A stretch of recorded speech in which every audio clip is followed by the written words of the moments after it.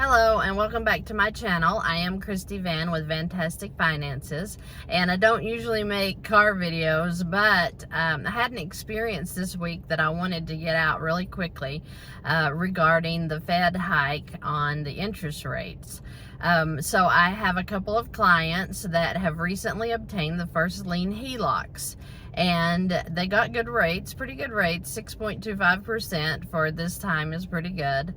But you know, we know that the economy is unstable, and so I always suggest, hey, ask for a rate lock. So I had a couple that obviously did not discuss the rate lock, and now they have received their letters that their 6.25% interest is going to 8.99%. Well, of course, depending on the balance of your loan, that could cause an increase of $400 to $600 a month. So just in your interest. So it's so important that when you walk into these HELOCs, the first lien HELOCs even, you need to talk about a rate lock. The couple of clients that I had that did not have the rate lock, I suggested, hey, write your loan officer and just see, you know, send him an email, say, hey, I wanted a rate lock on that loan, and just see what happens, because the two that have done that so far got their rate locked. They went back down to 6.25%, which immediately took that interest charge back off, and now they are set for 3 to 5 years. Now, if you had a really high interest rate to start, say you got your HELOC at 10-12%, you probably wouldn't want to lock that due to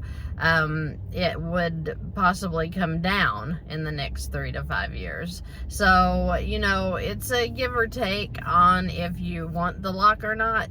But in times like these where we know that there's problems with the housing market, we know that the economy's unstable, when we know that we have problems in the administration, you would certainly want to lock in a low rate. And I wanted to put this video out there because I think first lien HELOCs are really good ideas for people that have higher incomes.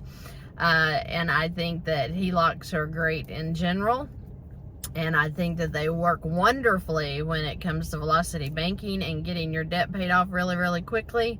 But you want to protect yourself with a HELOC as well. If you can get that rate locked at a low rate, then do that and save yourself a headache. These guys panicked when they got their letters of the rate increase, and you know, I wanted to panic with them, although I knew it was coming.